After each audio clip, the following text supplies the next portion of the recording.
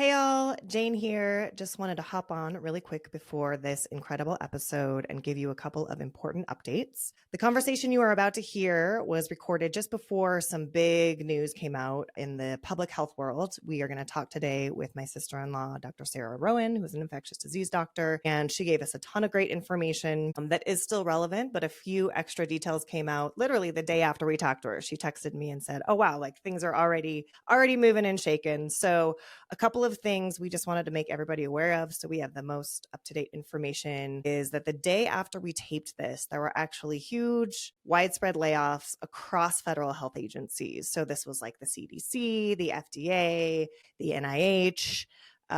These cuts have had and are going to have some pretty devastating effects, like labs being shut down, grant funding being pulled, colleagues that Sarah knows and otherwise all across the country are going to be and have been abruptly out of work in this field. The CDC's Division of Sexual Health Laboratory Services was closed. Why this is important for many reasons, but one being that it is now going to be difficult for public health to, or impossible for public health to track dangerous new pathogens. So most people don't even realize the work that public health is doing on an ongoing basis to track new diseases and to take care of, the general public health. It's going to be a lot harder to do that. The Division of HIV Prevention, unfortunately, has essentially been eliminated. Sarah described to me that what she's seeing is that people who have very specific roles are now being sort of strong-armed into moving basically into Indian Health Services or other places across the country where they can't do the actual work that they're interested in, which is problematic for them. And also for Indian Health Services, because that is a organization that needs people who are invested in the work and who understand the work. So we understand that this is not just about job loss. It is also about now the country has a weakened ability to respond to health crises, to do the vital research that they need to do, and to protect communities. We're so grateful for Dr. Rowan for coming on, sharing her insights, and especially with everything that's so uncertain in her field. And everything that we talk about is still relevant today, and you're still going to learn a lot. And we just wanted to let you all know that a lot of it is actually even worse than we had thought when we first talked with Sarah, which is a really interesting phenomenon that's happening in every industry where one night you go to bed and you think you know something and then you wake up the next day and it's completely different. So we're all of us in this space and time of trying to keep up with the information and keep each other educated and keep each other in community. So enjoy this episode. I think you're going to learn a lot. Welcome to Are We Happy Yet? I'm Hannah Buzzo, licensed therapist. I'm Jane Thatcher-Hahn, licensed clinical social worker. We're not just friends, we're therapists who have been working with our clients on improving their mental health and relationships for years. Coupled with our own life experiences, we found ourselves in a conundrum. As mental health becomes less stigmatized and conversations about healing, self-help, and personal growth have gone mainstream, why are more and more Americans reporting lower life satisfaction and increased mental health issues with each passing year? The question kept nagging at us. Despite the growing openness around mental health, why are we seeing an increase in anxiety, depression, and isolation? It's baffling, right? We're all diving into therapy, self-help, psychedelics, meditation, life hacks, you name it. But the sense of connection and well-being seems to be slipping away, no matter what we do. So Jane and I got curious about the bigger picture, how creativity, politics, technology, work, spirituality, culture, and more impact our well-being. Our goal is to spark open, relatable conversations about these topics. Through unfiltered discussions, a few uncomfortable truths, we'll have lots of laughter and lightheartedness along the way. Join us each week as we dig deep into these questions, share insights, and try to understand what will truly, finally, make us happy. Let's go.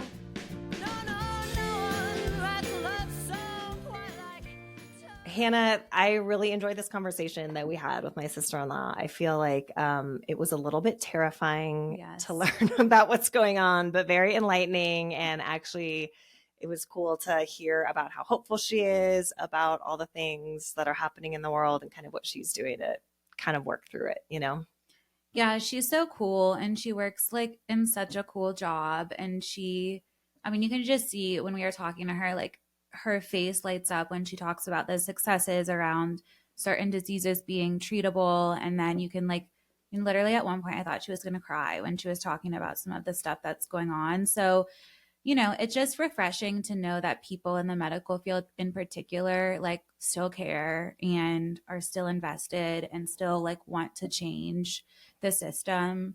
So as like terrible as it was, and I felt myself getting depressed during it, also like it felt good in some ways. I agree. Yeah, I think as we talked about, it's easy to get disillusioned by systems, by people, by groups of people, Western medicine this, doctors this, therapists this, teachers this. So it's always nice to connect with somebody and understand that we're all working under these big systems that make it really hard for us to deliver the care that we want to. And, I agree with you. Like, she did light up around like the successes in curing childhood cancer. I mean, that's such a huge deal. And I feel like when you look around, everybody's just complaining about what's not going right with the healthcare system and particularly public health. And I think one of her points was, we kind of don't know about it when it's working, right? Because all of these things are being taken care of by all these compassionate doctors and nurses and administrators and all of that stuff. Yeah. So that was cool to hear and think about. And also, I can't believe that I failed to mention this, but my her two 11-year-old boys, my nephews, have the same birthday as you. That's why you love us all. That's why I love you guys so much. And you're like, on the inner circle. Because we're so weird. And cool. Listen, and people cool. with that birthday, I don't know, there's something about them. We share it with Soulja Boy. Oh, I didn't know you shared it with Soulja Boy. Okay, all right.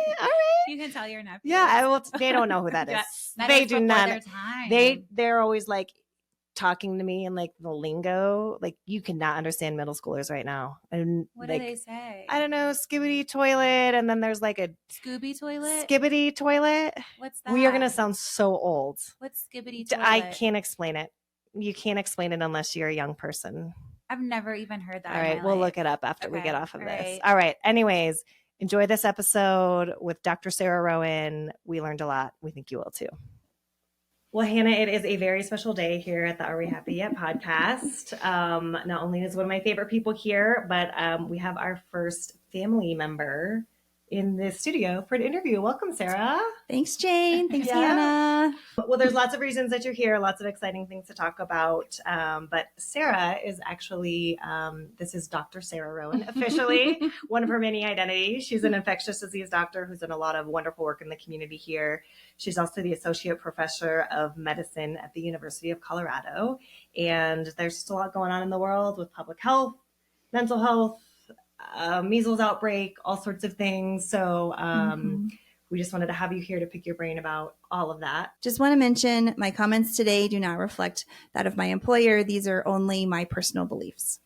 There's so much going on in the world right now, so much to talk to you about, so many things I know you've been seeing and have been thinking about. I am curious. I mean, I think we know, Hannah, that health, physical health, and happiness are can't be separated in so many ways and are intertwined. And I think Sarah knows a lot about what's happening, especially in our community.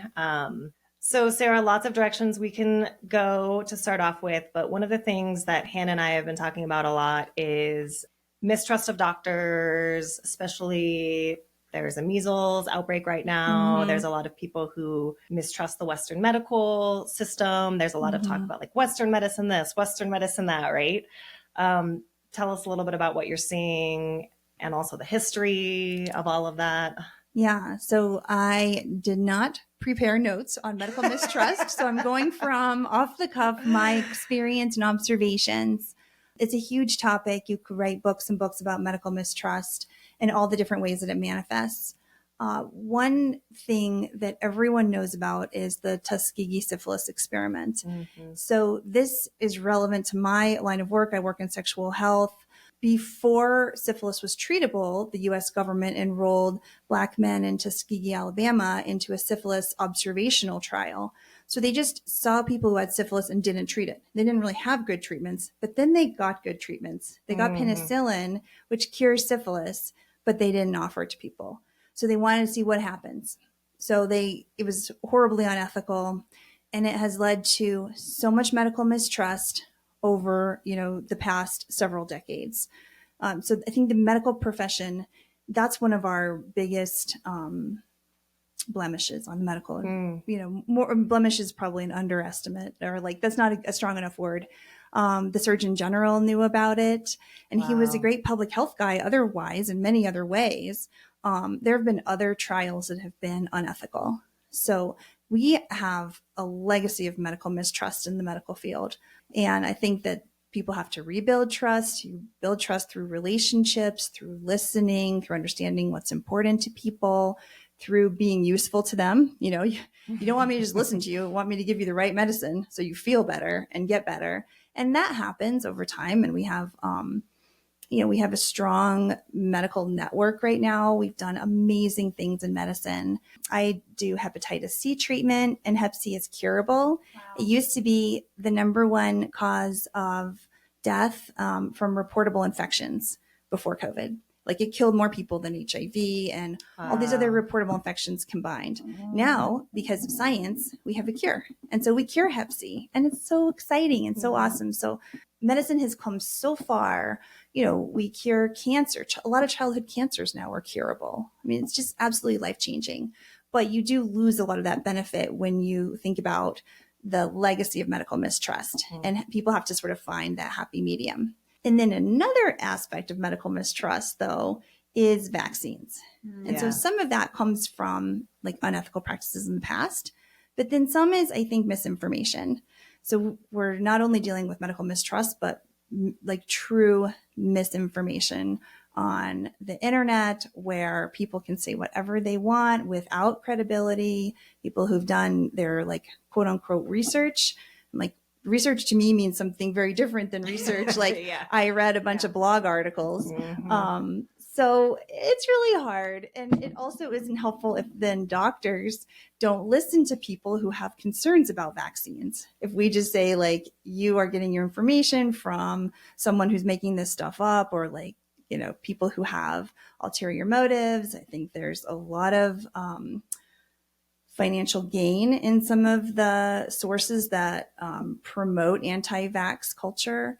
And that like the supplement industry. Okay. And not to interrupt you, Sarah, but like, where did the anti-vax shit start? Like, how did it begin? Well, I think some of it is from like these mishaps historically, like Tuskegee. Okay. And then I think some of it is from misinformation. Some is just choice. When I was growing up, it was very rare to not get any childhood vaccines, but there were a few families that did that.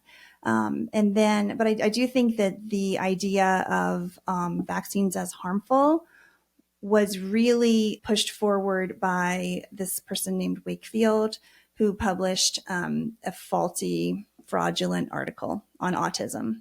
And so that triggered a lot of distrust of vaccines. A lot of times when autism starts to show up is around the same time as the MMR vaccine is first given. And the link between autism and vaccines has been disproven many, many times in really good quality controlled studies. There's never been a good study showing that vaccines are linked to autism. But because of that, people were distrustful of vaccines. And then things like the flu shot. I think there's vaccines against things that kill people. And the flu definitely kills a lot of people, but that, like polio or measles or things that we think of as being like almost eradicated, which obviously are not now at all. Yeah. Even polio hasn't been eradicated, but it should be. And then there's things like the flu, where people often like get the flu. They say you get sick for 2 weeks. Some people I'm an infectious disease doctor, so I see people who get Staph aureus pneumonia with the flu, and then like healthy people who are on a ventilator. But that's extreme. Most people who get the flu get better. So I think there's some kind of personal choice. And so I think there's some skepticism that came back from flu shots over years and years. And then with COVID, it just became so political. That I don't even know. It was just like a whole new world in the last 5 years with the anti-vax stuff because of COVID. How did something like the COVID vaccine and that choice become such a political issue and not a public health issue, not just a public health issue? I think in COVID, many people did what they thought was the best choice at the time. And looking back, they don't, maybe you don't know if it was the right choice until you have the value of looking back and seeing whether it worked out or not. So I think the vaccine mandates led to a lot of pushback. I think we're in, a country that really values personal choice and freedom.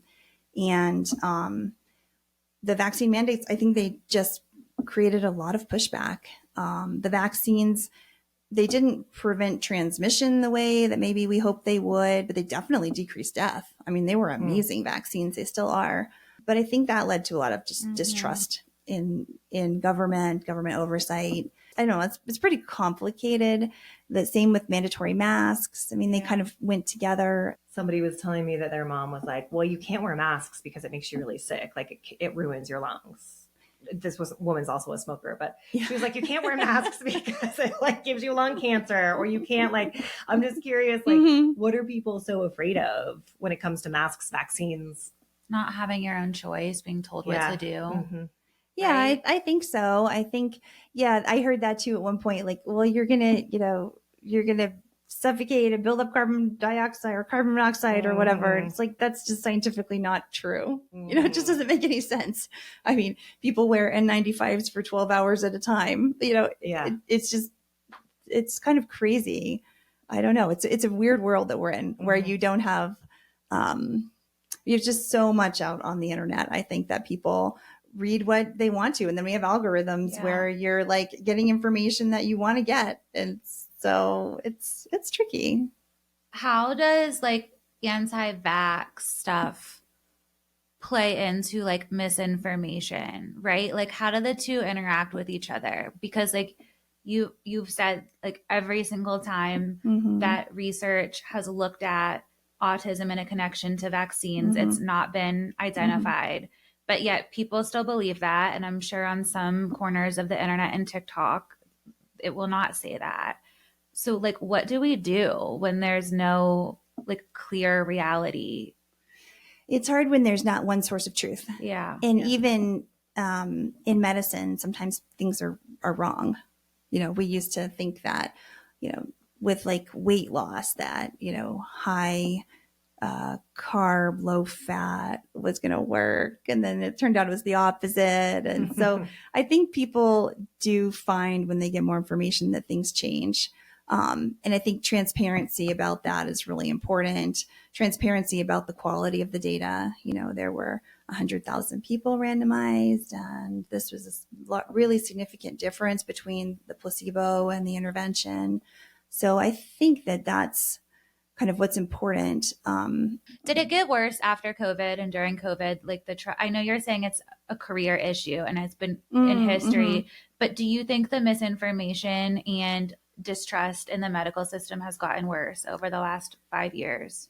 I think that distrust in public health got a lot worse. Okay. So the public health system is a massive network, funded by CDC and Department of Health and Human Services and state health departments, local health departments. And in general, if you don't hear about public health, that's because it's working, right? They're monitoring disease outbreaks and putting anti-smoking campaigns that are effective. They are supporting STI diagnosis and treatment and preventing transmission. So I think in general, people just didn't really know that public health existed very much.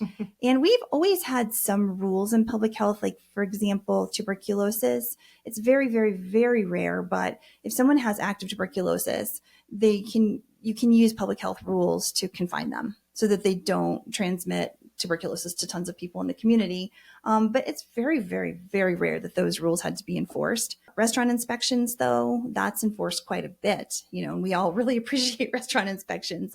We don't want to get salmonella from our food or, be eating in a place that doesn't have good quality restaurant inspections and enforcement. So I think during COVID, people realized that public health does have authority. And the way that public health authority was used was highly politicized because people didn't like the infringement on their freedoms. And then I think politicians kind of used it to, get popularity and to build up their campaign funding and things like that. So I don't really know the exact breakdown between politics and distrust of public health, but I think that it came to the forefront that there is this massive network that keeps people safe, but in doing so, they have rules and you might not agree with it. And so there was a lot of pushback, and I think a lot of distrust on public health and some of the rules that are enforced by public health. I think medical mistrust is a different issue, but they're certainly overlapping. Like in the case of vaccines, like vaccines are public health, but they're also medical. So there's always been some medical mistrust, but I think that the public health mistrust was really the big problem that we saw with COVID. Okay, so it's like people always have not trusted doctors, but it got on a bigger scale during COVID, like public health, there's more pushback. And, some people absolutely trust their doctors to a fault. Yeah. Like some people just love their doctors and trust anything that they say and hang on any word that they say. And so there's, hey, Dr. Cleves. There's a lot. Yeah. Yeah. Jane's doctor. I believe everything she says too. She's so smart. Yeah. So not to say that people don't trust doctors, but I think there's skepticism that comes from different lived experiences and generational experiences and real reasons for skepticism. And then some things people believe doctors on, like they're not second guessing chemotherapy regimens for the most part, whereas other things like maybe you have more life experience, like sleep quality or weight or things like that. So it's kind of interesting because one thing I'm thinking about as you're talking, Sarah, is like, perhaps that's why the world has felt a little bit more unsafe, more chaotic, because, a mistrust in a doctor before COVID perhaps would have looked like a patient and their doctor working something out. And now it's like the world on TikTok against like public health. It feels like it's on a much bigger scale. I think because my sphere is medical and I see my patients who come to see me. I have one patient who I love him so much and he just trusts everything I say, but like that's one out of a few hundred. So I think that the medical mistrust, it's really kind of in different pockets and spheres. And so it's hard to really get a sense of like how widespread. I think there's people who study this. It'd be really interesting to see like what their perspective was on which topics. I mean, we could probably guess just from our own experience, but and like how it manifests and in which pockets of communities. There's sort of with vaccines, I've heard it described as a horseshoe shape, where like the extreme right and the extreme left sometimes are the ones that are most anti-vax, kind of coming closer to each other than the moderates are, which is kind of interesting. But yeah, I don't know. There's medical mistrust, but there's also a lot of people flocking to their doctors all the time. So I don't think the medical industry is going under. It's interesting about the horseshoe and the social media because there was a time where they were studying like women who were talking about wellness and yoga and all those things. And then they were putting the anti-vax hashtags in there. So there was a sort of a targeted approach to like these people that they could see starting to get really extreme on the left. The wellness to right-wing pipeline. That's right. Yeah. Thank you so much. Yeah. Yes. And we were talking before you came, Sarah, about TikTok and influencers and healthfluencers, which I just learned that word, healthfluencers. I personally, I don't know about you, but my clients come in all the time and are like, oh my God, let's watch this TikTok. Yeah. This is totally me. Now I know that I'm an anxiously attached, avoidant, attracted to narcissist, autistic ADHD person, don't you think, Jane? Do your patients come in with health information that way? My patients don't as much, but a lot of my colleagues who treat people who are more affluent do. I have some patients that do that. A lot of my patients are less health literate. Most are quite health literate. I would say most are, but some of my patients are pretty low income and have less access to the internet and just a lot more on their minds than, diagnosing their attachment disorders, like food and shelter and relationships, justice involvement, that kind of stuff. So, I mean, to me, my experience as a doctor is not as much the worried well. But I think to your points earlier, a lot of people don't feel like they've been listened to by their doctors. I mean, it's a paternalistic old boys club in many ways that's changed dramatically. So there's more female, like cisgender female participants or students in medical school now than men. And I think that just by nature of some gender differences, there's going to be some improvements to the quality of relationships in medicine. There was one study that showed that people who had a female doctor had better outcomes. And I don't want to get into that. That seems a little petty or unhelpful. But I don't think there's any question that women are really great doctors on a whole and equally good at medicine. And so I think the tide of medicine has changed dramatically from the old days where it was like super paternalistic, like you need to exercise more and don't eat so much or whatever kind of unhelpful stuff people were saying. And then the other thing is time to listen. So people are pretty stretched for time. And if you have to see 12 people per half day, like you have 15 minutes per person, some are going to go over, maybe you have a no-show, you have so little time. And that is not helpful for building trust at all or having people feel listened to, especially if it's something that's not obvious. Like if someone comes in with a really common condition that I've seen a million times and I can diagnose it and then I can give them the right medicine, then we have a little time to chit chat or whatever, great. But if they come in with fatigue or something that's like really, really challenging and you've already done the basic workup. And so now it's like level 2. And then, maybe they just don't sleep at night. Maybe they drink alcohol and that's why they're sleepy during, because they don't have good quality sleep. Or maybe they need to have, someone hadn't checked their like homocysteine levels or whatever. So I think there's a lot of problems with the internet and people creating really like profit motivated, quick fix industries. And they have a motivation to make people distrust their doctors. Yes. And then some people distrust their doctors because they aren't listened to or things are ignored or forgotten or, glossed over either because, just that was that particular doctor or they were under a huge time pressure to get through a bazillion patients in a half day. Is there anything we can do? Like you work in the field, we're adjacent. Like what needs to change to the system to like allow more time to people to build? Is there anything? Or are we just fucked? No, I think really within the system, allowing people more time with their doctors and then more doctors, more time for charting. They call it like pajama time. It's like that's the time that you're still doing medicine, but you're at home at your computer finishing your notes from the day. So that's a system change. Now, I'm not in medical administration, but I think that would be something that everyone would recognize would be so helpful. It's just so hard to build relationships and really improve health in a deep, meaningful way when you are seeing so many patients. That's one thing. I think there's this sense of shared decision-making.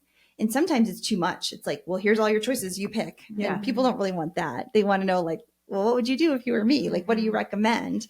But you also want the choice. You don't want someone to tell you this is the one pill and just take this and go home and don't ask questions. So I think that in medical school, people are getting a lot better about patient autonomy and shared decision-making and transparency about what we don't know too. Like, you don't want to say like, I don't know why you're so tired. Maybe it's this, maybe it's that. So I think those are some cultural things and some administrative things. And then like AI is really helpful. So I do my notes with AI and that's been amazing. It like makes things so much quicker. Hannah's really into AI now since our so interview great. with Kanji. I just learned about it. Oh, I saw the title. I need to go back and listen to that one. Yeah. But it was the same thing you're saying. Like, how can we free up more time, not to like do more work, but better work, right? And the thing I'm hearing, and I mean, this isn't going to be a brain buster, Sarah, but it's like not the doctors that are evil. The doctors want to spend time with you and get to know you and help you. But we're all in this system that's based on like billing. And I mean, we're all under the pressure as clients, as patients, therapists, doctors. So we're all in it. And like, there are just some systemic things that need to change. If we had better access to healthcare for everyone, if, healthcare was more affordable, that would make a huge difference. Well, I think that's the thing I'm thinking about as you're talking, like the population that you work with is a range of incomes ranging all the way to, people experiencing homelessness, people in extreme poverty. Denver Health supports a lot of people within the community, but there are people who get to spend a lot of time with their doctor because they can afford it. Right. So it feels kind of tragic to say like, if different people can have the same thing and be treated really differently and get really different care, which can be said for therapy too, and getting a therapist who's really skilled or really invested or it's tricky. I mean, some people I work with deal with the same busyness constraints that we all do and have just these amazing relationships and great memories, and they know their patients so well, and their patients feel really listened to. And, hopefully my patients feel that way. So it's not just that the short time frame is like an excuse not to make people feel listened to. But yeah, I think there's definitely models where people have a lot more time. And sometimes it's not efficient, just because you could order all these tests, that's actually going to lead to a lot of problems too. So it's not just time constraints. I mean, you have to be reasonable and rely on like your training and experience to order the right test too. I don't want just to make people feel listened to order total body MRIs and whatever. Then they get confused more. Are you Exactly. into total body MRIs? You're not. No. I don't even know what that is. It's where you can go to like Thailand and pay $1,000 and get your whole body MRI. Just to see what's in there? Just to make it's for people who are worried?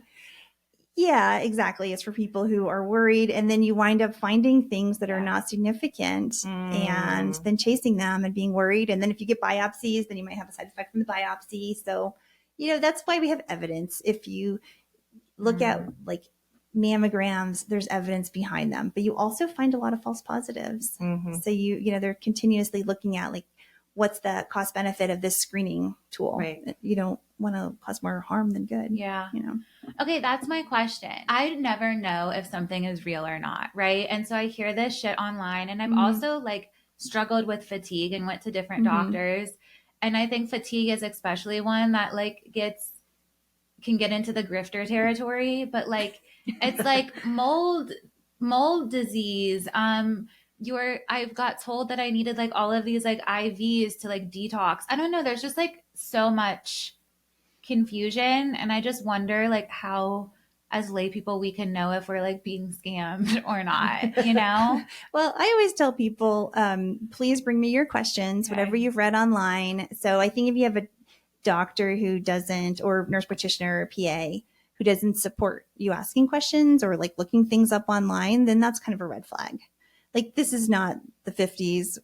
I encourage, like, I always have people say, I know I shouldn't Google my symptoms. And I'm like, of course, everybody Googles their symptoms. Don't even feel bad about that. But I do think that WebMD and CDC, as long as we have a CDC, those are like Mayo Clinic. Those are all really good sources online. So start with that.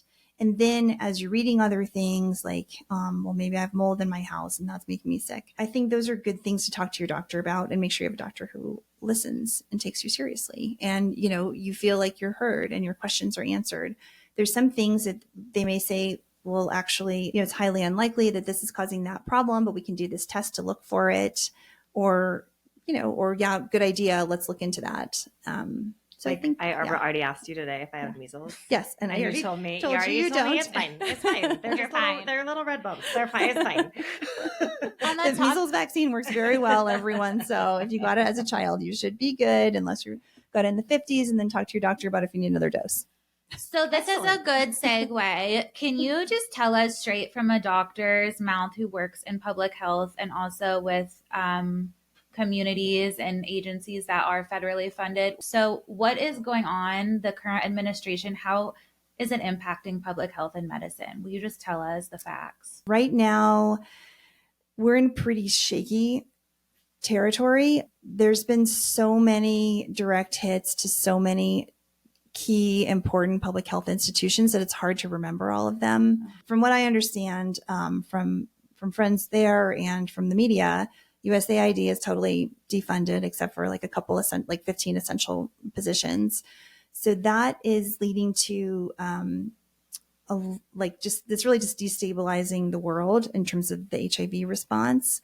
There's estimates that if PEPFAR, which is the funds that provide low-cost HIV drugs around the world and the infrastructure to deliver them, not just the medications, but the whole infrastructure. If that isn't restored and USAID contracts with lots of people to ensure that people can get HIV medicine, there's an estimate that there's going to be, I think, like 6 million unnecessary HIV deaths in the world, 500,000 more babies born with HIV, 6 million new cases of HIV.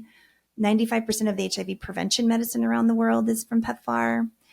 So that's a disaster. It's a disaster for Wow. health, for public health. I think it's also hugely destabilizing for economics. I mean, these are a lot of people who won't be able to contribute to the economics of their society. I think we lose credibility as like a leader, and so we lose soft power. So that's kind of getting into geoeconomics is beyond my scope, but the problems from defunding PEPFAR and USAID can't be underestimated or understated.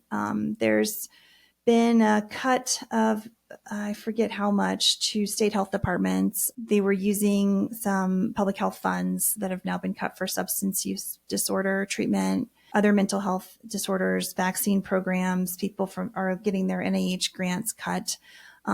Trying to understand vaccine hesitancy. So generally when people in science and medicine want to understand vaccine hesitancy, it's not necessarily to just enforce more vaccine usage. It's to improve our communication and maybe even improve our vaccines.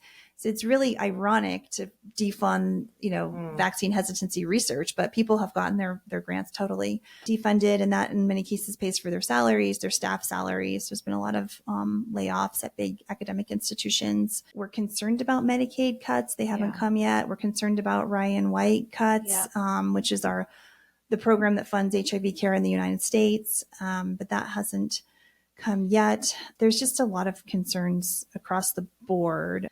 Yeah, and then there's widespread clamping down on using the words diversity, equity, inclusion, transgender, gender diverse. I heard about a gender-based violence program that was cut because it had the word gender in it. So it's really just it is like a bull in a china shop. Like it's wild right now. And what is the point of all that?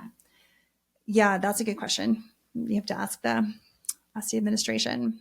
It doesn't make sense. It doesn't make any sense. But is the point of it to try to like eradicate a population that exists by ignorance? Because like we know that like HIV is not just like affecting gay or poor or drug users. We know that. We've known that for how many years? But it feels like the theme is just to like bull in a china shop anything that's not like Elon Musk. Yeah, Sorry, I don't know. It's just like crazy and wild. And I think people don't really understand it. Right. I don't think there's been much explanation given. Because you can't get clear news. You can't get someone to sit down, a doctor, and say, this is what it means when this happens. Like, this is what it affects. These are the statistics. You just get all the political shit. It's the same conversation we had about like the school shootings with Heather Dearman. She's like, we can't ever have anything real change or real discussions because it all just gets politicized, you know? And sensationalized. Yes. Yeah, and I think that the people who pay the price are people who have illnesses, childhood cancers. Like I said, that's it's amazing the progress of childhood cancer. And now people who do research on pediatric brain tumors are getting their funding cut.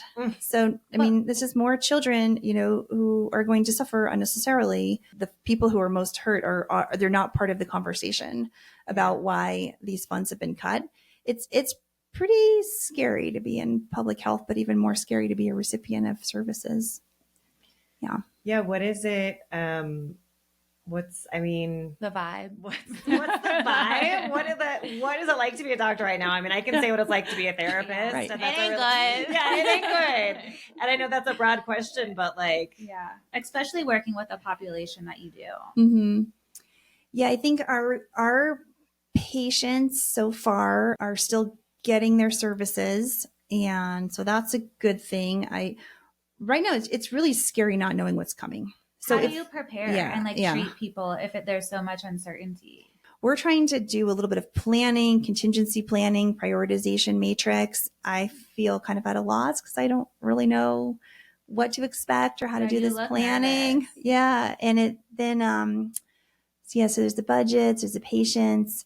I think that people are looking for small ways they can do things and how to sort of plan and shore up funding for the most important things, like, treating STIs in my field or treating HIV, how we could do, can we do more with less? I think we're all looking at that for sure. No one wants to be wasteful. in medicine. But yeah, it's a scary time because it's people's jobs. It's not just politics. Like, well, it'll be 4 years and then it's over. Well, and it's people's lives. If they're not getting HIV treatment, like, it's people's lives. Yep, exactly. It is. In this country, I think, hopefully we'll be able to continue to fund HIV meds. There's advocates. I think the HIV community is really an incredibly powerful advocacy community back to ACT UP in the 80s, because it's a virus that was totally ignored because it didn't affect people that were powerful in many cases. And so they really, I think we in the HIV community, myself included as a provider, have, a lot of community to draw from. Sarah, one thing that Hannah and I talk about a lot, and we talk about with our clinicians, is that our clients come in and we are pretty poorly trained to deal with any of their actual physical medical ailments, but we have a sense that there's so much connection, obviously, between your physical health and your mental health. And I think that there's this well, if you have an issue with your emotions, go see your therapist, and if you have an issue with your body, go see your physician, right? And I'm curious what your thoughts on that, what you're seeing in your field, and if anything has changed. So yeah, I think that there's definitely mind-body connection. Absolutely. There are certain physical, objective measures of hormones and vitamins that can be associated with depression. Some really well-established things like hypothyroidism can be associated with depression. Low B12 can be associated with depression. Anemia, I think low ferritin, those things are really clear. Lack of sleep, though, and then if people are getting sleep, but it's not good quality sleep, those are really closely associated. Substances, alcohol particularly, is a big sedative, and so if people drink alcohol, that can increase their risks for depression or poor sleep, and so there's a cycle, obstructive sleep apnea.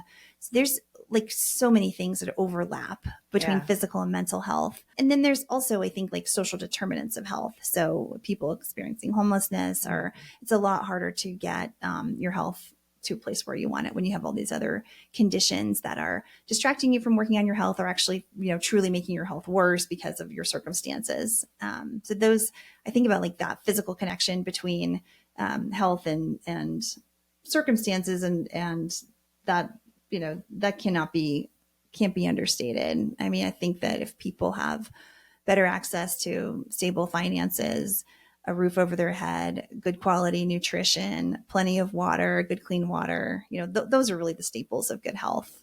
Community, people that, care about them, that they can trust, that they can depend on. I think those things make a huge difference in many, many arenas of physical health. Mm-hmm. I don't know if you've had this experience in your practice, but I can't tell you how many women I've had say, oh, I worked on my thyroid. They checked my thyroid. I got a medicine. They checked my hormones, and it transformed their mental health. Right. And that's maybe that somebody who has the time and resources to work on that piece. And I think it's easy to, when we're talking about mental health, to just cut out so many of those other things. I mean, the community piece. Sometimes I'm if you had a friend, you wouldn't come here. You need a connection, especially with our sweet teens. I'm listen, this is a good therapist who can not you just need one good friend at school. It's amazing to think about how much people need that. How interconnected everything is, and how complex it is. Yeah. I think you see chronic stomach problems, gastrointestinal distress. I heard someone say there's more neurons in the gastrointestinal system than the brain. Yeah. So I think that they're pretty closely linked. Yeah. Did you hear that through Goop? I feel I know that is true, but I also feel that's something when a culture would I heard it from a gastroenterologist when I was in residency at Yale. So I think it's legit. We're okay. Yeah, I think it's okay. And he's probably not trying to sell me a jade egg for my vagina or anything. No, he's not trying to sell you a colonoscopy either. Yeah. I just want to know what the hell is going on. Measles was eradicated in 2000 officially, and now it's back. What? Yeah, I think I haven't gotten into the epi too closely on the measles. There are, I think, over 400 cases in Texas. I think 5 states have outbreaks now. We see outbreaks every year, but the numbers this year are significantly higher, several times higher than what we've seen in prior years. Usually it's in pockets of communities that are not vaccinated, either because it's like a personal belief or religious belief, usually not religious. There's very few religious exemptions to vaccines. Few religions that don't do vaccines. But usually, yeah, it's small pockets or people who just came to the US who hadn't gotten vaccinated or they didn't get the right vaccine in childhood. So those are the small pockets that we see, year after year. But this is a much higher amount of measles.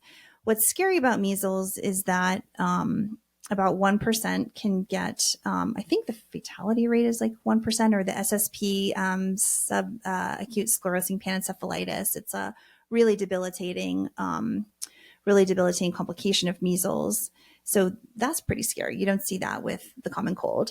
I think people think that, well, my parents had it as a kid and they got over it and they got better, but the complication rate is very high. Even chickenpox, has a pretty high complication rate, relatively. And then the fact that the vaccine's not available for newborns. And so newborns, there's no possibility of having immunity. So if you have a newborn, you really have to be careful to only be around vaccinated people. Okay, so the outbreak is bad for the newborns because if they get exposed accidentally or whatever, someone doesn't know, then there's nothing they can do. Right. They don't have any immunity because they haven't gotten the vaccine yet. They're too little for the vaccine. Got it. Yeah. And essentially as I understand it, it's like over a few years of people saying no to the measles vaccines for their kids. That's putting all of us more at risk because we're seeing that trend of parents vaccinating their kids less. Yeah, correct. Definitely. Okay. Yeah, definitely. And then it puts the newborns at risk, or people who have immunocompromised states where like they didn't get vaccines or vaccines don't work for them. Then they're at increased risks as well. There was I think a decade in the 50s where people didn't get a very good measles vaccine. So those people are at risk. For some people, later in life, immunity can wane a little bit as well. But generally, if you got childhood vaccines, you're in good shape. I adore you, but I feel really depressed right now after our conversation. So I'm just wondering, like, what keeps you hopeful or motivated? Like, how do you keep going, Sarah? So I think that with the funding cuts for medicine, research, and public health, that's going to be scary. And I was thinking about happiness, and are we happy yet? And we're not happy about this. We're not. We're not going to be happy when we are not happy all the time. And so we'll continue to do activism and to join collective action. I think that's really helpful because I think if you feel like PEPFAR is gone, there's going to be 8 million HIV deaths, then you might be paralyzed because there's really nothing you can do. Like there's really nothing I can do to this. But if you work in a collective action, then I think that can help your mood and it can make you more effective too. Mm-hmm. So small things and collective action, I think, are one answer. Also, it's really motivating to continue to dig in and do your work. For you guys, for me, I don't want to leave the country. I want to stay here, be of service. So, feeling useful and needed is helpful, and motivated, kind of digging in and getting more motivated. And then I think also realizing how much is out of our control kind of makes you want to just appreciate every day. Yeah. Tomorrow I had written down the quotes that I like. Tomorrow is not guaranteed. And so that's depressing and scary, but also it's sort of freeing. You have to just appreciate today, appreciate the beauty around you, observe it, see it, soak it in, have fun, enjoy your kids, your family, your friends. So that's, I guess, one answer to it is just to do your best, to be active, but also appreciate what you can. What I love about what you're saying is I think sometimes I love a good post-apocalyptic movie. So if I put myself in one of those situations and look back, won't I be like, man, I loved it in 2025 when things were not I could still do X, Y, Z, or I could still, all of these, these still are, there are still good days, right? There are still things that we can love. And if you don't know what's coming, maybe it will be better, maybe it will be worse, but squandering this time in despair feels a little sad to me. If we're on the downhill I really want to enjoy today. This is like Right. the best it's going Right. to be. I'm trying to Exactly. have a good time today. Right. Let's Yeah. get some drinks Let's going. get some drinks. And Yeah. let's go for a vacation. Yeah. 100%. Yeah, like Yeah. we are small, and we are Yeah. very, our time on this earth is very, very small. So, you don't want to look back and be like, I could have enjoyed those moments and I didn't. You've been listening to Are We Happy Yet? A Green Roof Studios production. This episode was recorded and produced by Hannah Buzzo and Jane Thatcher Hahn. If you enjoyed this episode, we'd love for you to rate, review, subscribe, and share it with someone you care about. Your support helps us reach more listeners. And for every rating and review on Apple Podcasts or Spotify, we're donating to a charity connected to one of our guests. Check the show notes for more details on this month's featured charity. Thanks for listening. See you next time.